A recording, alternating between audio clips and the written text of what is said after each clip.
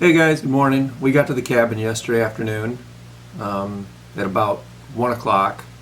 My intent was to actually film us, coming in and carrying stuff in and, getting the cabin fired up for this winter trip. I only do it once a year, and the boys did come with me this year. But when we pulled in, we realized there was a heck of a lot of snow. The first thing we need to do when we get here is get a fire going because it's generally cold. It's generally colder inside than it is outside, and it was negative temperatures when we got here yesterday. So it was like -11 in the cabin, which is cold.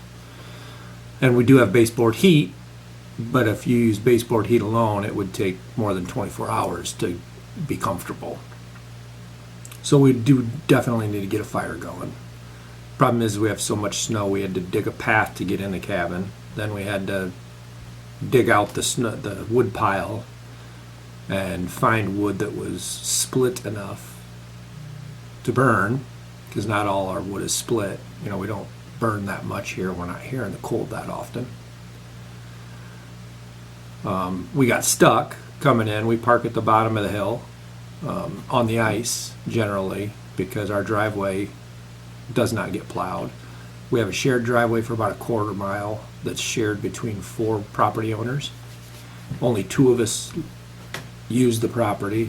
The other 2 don't even live in Minnesota. They live out west. I think Utah is where they live.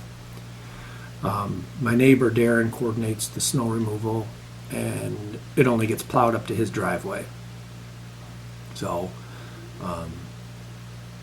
in years like this, when it's this snowy, there's no way we're getting down here. I used to bring a snowblower, have a snowblower up here and clear it, but that's a day's worth of snow blowing, and it's just a wasted day. So it's easier just to park at the bottom of the ice.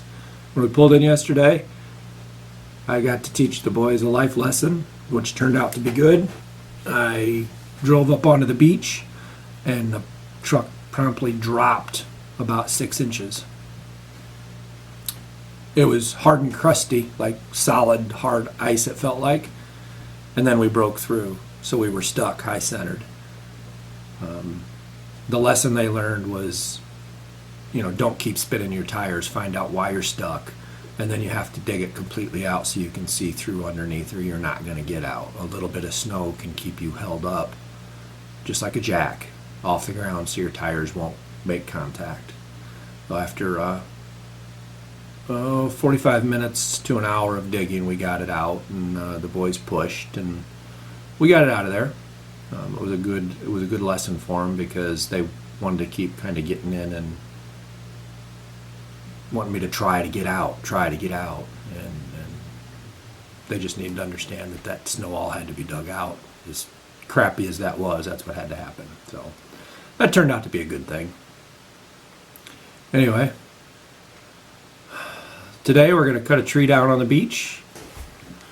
It's right on the water, right down there. It's a big willow tree that keeps falling and breaking into hitting the dock, and we've got a boat lift down there. It's come close to that, so it's going to get cut down today. It's easier to do because we can drop it on the ice. It's easier to clean up. In the summertime, it's a pain because if you drop it in the water, you got to get it out. And it kind of leans that way. So, not to mention in the summertime, there's a lot more people here, and then people get curious why you're cutting trees at the edge of the water or in front of your cabin, because there's an ordinance that says you can't cut a tree from the front of your cabin to the water without permission unless the tree is a danger or hazard, an imminent danger or hazard. And this one is. It's rotten. I've had to cut branches off it before, so it's coming down. I replaced the tree last year. I moved a tree from behind the cabin up front. That's another part of the code. You have to immediately replace any tree you cut down in that area. So I put a small pine tree up front in front of the cabin to replace it. Whether it lives or not, I don't know, but that's what I did. So that's on the agenda for today. Hopefully that doesn't take too long, and then maybe a little ice fishing. The boys want to try to do some sort of other activity, maybe skiing or I don't know, sledding. We'll see what happens. Going to an indoor water park while we're up here. Something fun for them. I don't know that ice fishing is their cup of tea. They like to fish, but sitting on the ice and isn't something they've thoroughly enjoyed in the past. I've never been able to get them right on, bite after bite after bite. If I could do that, they would love it, but I'm just not that adept at ice fishing either. All right, let's get our day started.